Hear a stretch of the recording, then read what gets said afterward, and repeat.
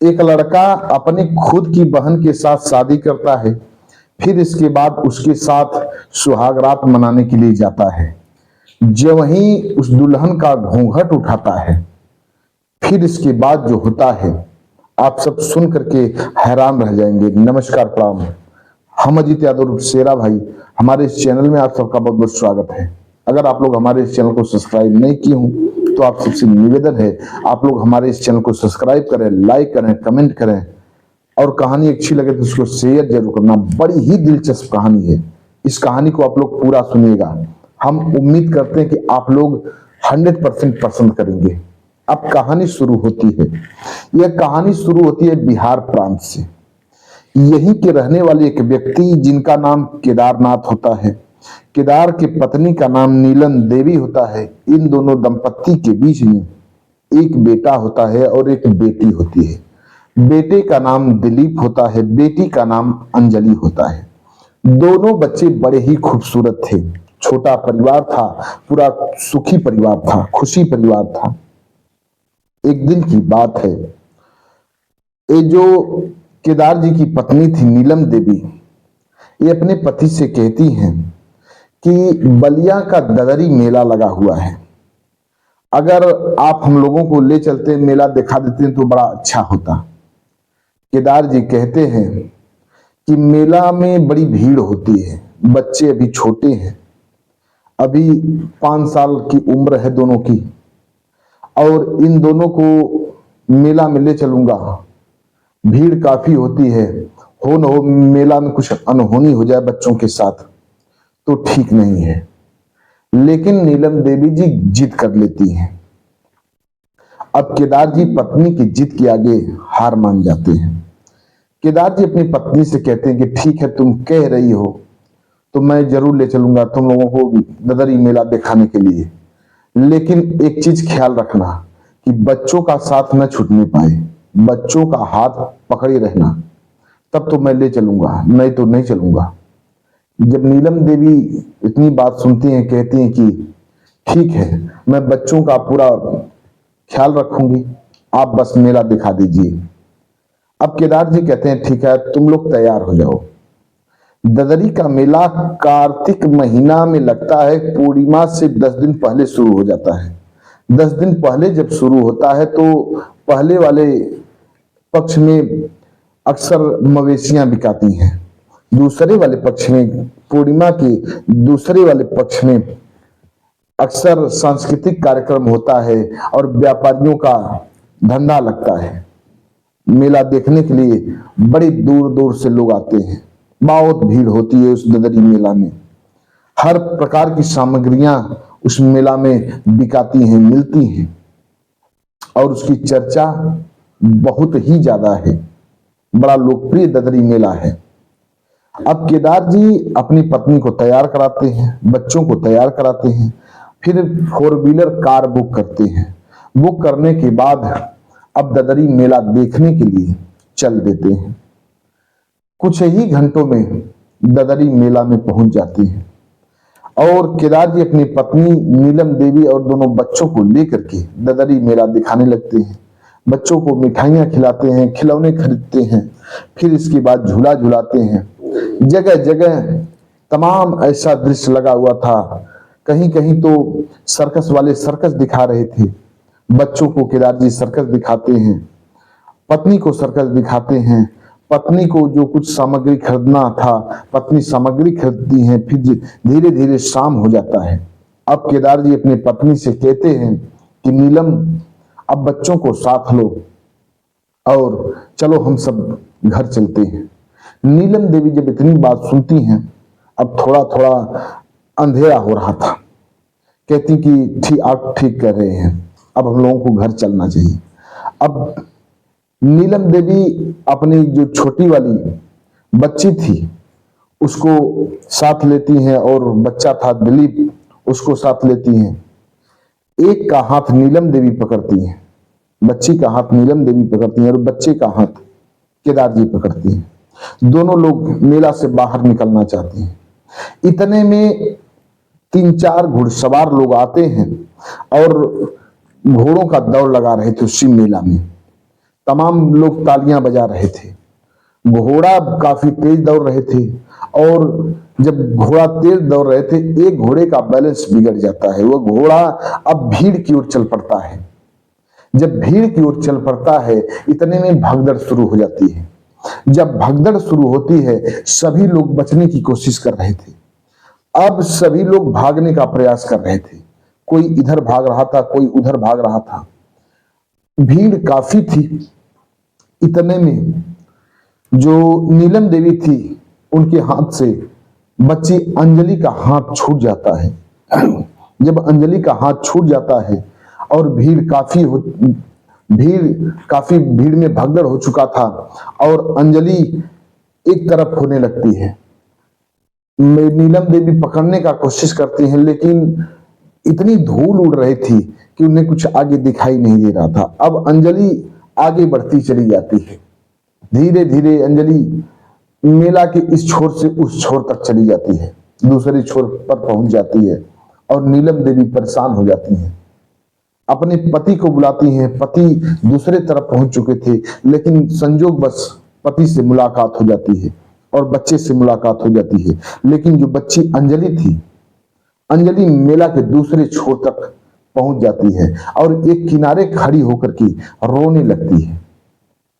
इधर अपनी बच्ची को खोजने का खूब प्रयत्न करते हैं। पुलिस विभाग तक लोग पहुंचते हैं, सूचना देते हैं। पुलिस विभाग भी खोजने का काफी प्रयत्न करती है, लेकिन बच्ची नहीं मिलती है। अब धीरे धीरे काफी अंधेरा सा हो चुका था। बच्ची किनारे रो रही थी। इतने में एक व्यक्ति की नजर पड़ती है। उस व्यक्ति का नाम पारस होता है। पारस भी अपने पत्नी के साथ और एक बच्ची के साथ मेला देखने के लिए आए हुए थे।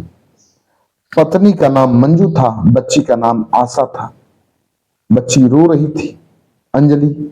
इतने में पारस की बेटी जो थी, उसकी भी उम्र लगभग 4 साल की थी, देखती है कि एक लड़की रो रही है। आशा अब तुरंत अंजलि के पास पहुंच जाती है और अंजलि के हाथों को पकड़ लेती है। पारस जी भी वहां पहुंच जाते हैं और अंजलि को रोते हुए देखते हैं। पूछते हैं कि बेटी, कहाँ की रहने वाली हो, क्या नाम है, तुम्हारे माता पिता कहाँ हैं, क्यों रो रही हो? अंजलि कुछ भी नहीं बता पाती है, लेकिन बस अपना नाम बता देती है कि मेरा नाम अंजलि है। जब इतनी बात पारस जी सुनते हैं, अब अंजलि के माता पिता को खूब ढूंढने का प्रयत्न करते हैं, लेकिन कहीं दिखाई नहीं देते हैं, मिलते नहीं हैं। अब पारस जी अंजलि को अपने साथ लेते हैं, कहते हैं अपनी पत्नी से कि इसको भी अपने घर लेकर के चलते हैं और इसको अपनी बेटी बना करके रखते हैं। हो न हो, आज नहीं तो कल किसी माध्यम से इसके माता पिता के बारे में जानकारी होगी तो उनके घर पहुंचा देंगे, नहीं तो ये हमारे घर हमारी बेटी बनकर के रहेगी, और ये बड़ी वाली बेटी बनकर के रहेगी। आशा से इसकी उम्र कुछ ज्यादा दिख रही है, तो ये हमारी बड़ी बेटी बनकर रहेगी। मंजू जब इतनी बात सुनती हैं, कहती हैं ठीक है, आप इस बच्ची को ले चलिए घर। अब पारस जी उस बच्ची को, अंजलि को लेकर के अपने घर आते हैं और घर लाने के बाद उसे अपनी बेटी बना करके रखते हैं। उसके परवरिश में कोई कमी नहीं रखते हैं। जो कुछ भी डिमांड करती थी वो लड़की, सब कुछ पारस जी बड़े हंसी खुशी से उसको देते थे और पढ़ाते लिखाते थे। धीरे धीरे समय बीत रहा था। अब अंजलि 20 वर्ष के करीब पहुंच जाती है। एक दिन की बात है, पारस जी सोचते हैं कि अंजलि की शादी कर दी जाए। इधर पारस जी की जो बेटी थी आशा, इकलौती बेटी थी, उसके बाद एक भी उन्हें बच्चा नसीब नहीं हुआ। उसी बेटी के साथ रह रहे थे, लेकिन जब अंजलि मिली तो अंजलि को अपनी बेटी बनाए और फिर शादी करने के लिए लड़का ढूंढने लगते हैं। अब उन्हीं के घर से महज 15 किलोमीटर की दूरी पर एक व्यक्ति के घर जाते हैं, और वो व्यक्ति कोई और नहीं, वही केदार जी थे। केदार जी का बेटा था दिलीप, उसी से शादी तय हो जाती है। शादी जब तय हो जाती है, फिर इसके बाद केदार जी अपने बच्चे की बारात बड़े धूमधाम से पारस जी के घर लेकर के जाती है, और पूरे रस्मों रिवाज के अनुसार उनकी बड़ी वाली बेटी, जिसको मेला में पाए थे अंजलि से, अपने बेटे दिलीप की शादी कराते हैं। इधर जब शादी संपन्न हो जाती है तब केदार जी अंजलि को अपनी बहू बना करके घर लेकर के आते हैं। घर लाने के बाद पूरे रस्मों रिवाज के अनुसार सब कुछ क्रिया संपन्न होता है और फिर इसके बाद जब रात होती है, दिलीप अंजलि के कमरे में जाता है सुहाग रात मनाने के लिए। जब वही सुहाग रात मनाने के लिए उसके कमरे में जाता है, बेड पर बैठता है और अंजलि का घूंघट उठाता है। घूंघट उठाने के बाद अंजलि से कहता है कि अंजलि, पता नहीं मेरा दिल अचानक क्यों धड़क रहा है और तुम्हारे साथ मुझे रात बिताने में बड़ा अजीब सा महसूस हो रहा है। हमें हमारी अंतरात्मा कह रही है कि तुम मेरी दुल्हन नहीं हो। भले तुमसे शादी हो गई है लेकिन मन कर रहा है कि तुम मेरी दुल्हन नहीं हो, और ये भी जी कर रहा है कि तुम्हारे साथ हमारा जीवन पति पत्नी की जैसा नहीं बीत पाएगा। जब इतनी बात अंजलि सुनती है, रोने लगती है, हाथ जोड़ लेती है। हाथ जोड़ने के बाद कहती है कि आप ऐसा मत बोलिए, अगर आप मुझे छोड़ने का प्रयत्न करेंगे तो मेरे धर्म के माता पिता टूट जाएंगे। जब इतनी बात दिलीप सुनता है, कहता है कि कैसी बात कर रही हो, धर्म की माता पिता? मैं तो जानता हूं जो पारस जी हैं तुम्हारे पिता हैं और मंजू जी तुम्हारी माँ है और सगी है, और तुम धर्म की माता पिता कह रहे हो, कैसी बात कर रहे हो, बात क्या है? तब अंजलि सारी बात दिलीप से रो रो करके बताने लगती है कि जब मैं छोटी थी ददरी मेला में गई हुई थी, वहीं मैं खो गई थी और मेरे माता पिता जो धर्म के माता पिता ये लोग हमें उठा करके अपने घर लेकर के परवरिश किए, और परवरिश करने के बाद अब मैं बड़ी हुई तो हमारी शादी आपसे करा दी। इतनी बात जब दिलीप सुनता है रोने लगता है। अंजलि का नाम तो बराबर याद था दिलीप को, लेकिन उसे लग रहा था कि ये कैसे मेरी बहन हो सकती है, ऐसा हो ही नहीं सकता। लेकिन जब ददरी मेला की बात सुनता है तब थोड़ा उसे अचंभा सा लगता है। जब वो इतनी बात सुना दिलीप तो उसकी आंखों में आंसू आ जाते हैं। आंखों में आंसू आने के बाद ये जो अंजलि थी देखती है उसके पति की आंखों में आंसू, पूछती है कि आपके आंखों में आंसू क्यों आए? तब दिलीप रोने लगता है।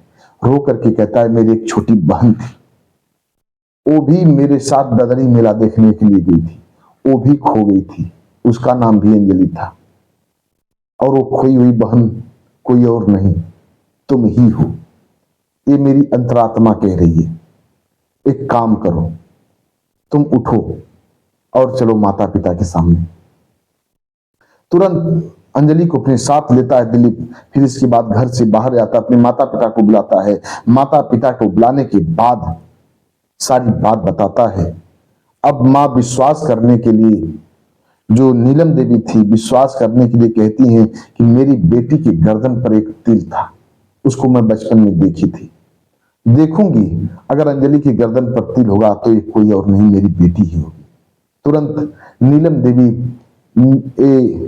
अंजलि की सर से घूंघट हटाती हैं, पल्लू गिराती हैं और उसके केस को साइड करती हैं। फिर इसके बाद जब उसकी गर्दन को देखती हैं आवाक रह जाती है और रोने लगती हैं। रो करके अंजलि को अखबार में समेट लेती। समेटने के बाद सारी बात पूछती हैं, अंजलि बताती है। तब केदार जी भी भावुक हो जाते हैं और कहते हैं कि हमारी बेटी आज बहू के रूप में आई है, अच्छा हुआ कि इन दोनों का धर्म नहीं बिगड़ा, नहीं तो बड़ा अनर्थ हो जाता। अब तुरंत केदार जी पारसनाथ जी को फोन लगाते हैं। फोन लगाने के बाद पारसनाथ जी को अपने घर बुलाते हैं, कहते हैं कि आप सब परिवार हमारे घर आइए और अभी आइए, बड़ी अर्जेंट बात है।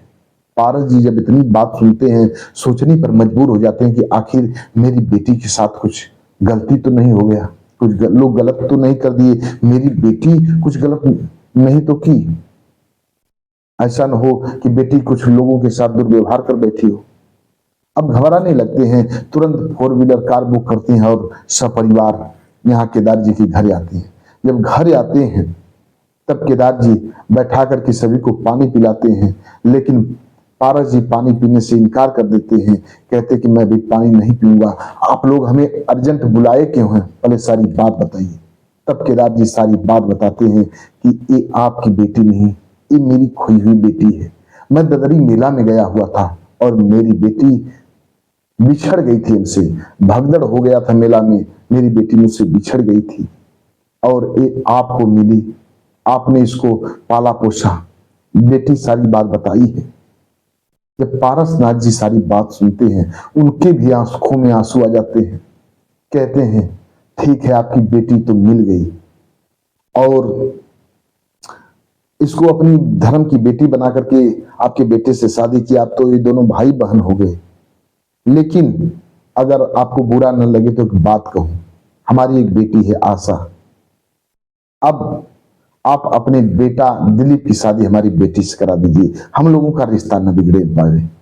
जब इतनी बात केदार जी सुनते हैं, कहते हैं पारस जी आप जरा सी भी चिंता मत करिए, आज ही इन दोनों का मंदिर में विवाह होगा और तुरंत रात ही को दिलीप को और आशा को और उसके माता पिता, आशा के माता पिता को साथ लेते हैं, तुरंत बगल वाले मंदिर में जाते हैं, दिलीप की और आशा से शादी कराते हैं और उसी रात आशा के साथ दिलीप सुहाग रात मनाता है। इधर जो आशा अंजलि की बहन लगती थी, आज आशा अंजलि की भाभी हो जाती है, अंजलि आशा की ननद बन जाती है। अब आशा उसी घर में रहने लगती है दुल्हन बनकर के, और ये दो परिवार था एकजुट ही रहता है, रिश्ता टूटा नहीं, जुड़ा ही रह गया। इधर कुछ दिन व्यतीत हुआ, अब जो दिलीप था वहां की पूरी प्रॉपर्टी का मालिक भी बन जाता, इसलिए कि उन्हें और कोई संतान नहीं था, इकलौती बेटी थी आशा, बेटा उटा नहीं था, और उस संपत्ति का भी मालिक बन जाता है और आशा के साथ अब हंसी खुशी अपना जीवन बिताने लगता है। सभी लोग हंसी खुशी से रहने लगते हैं।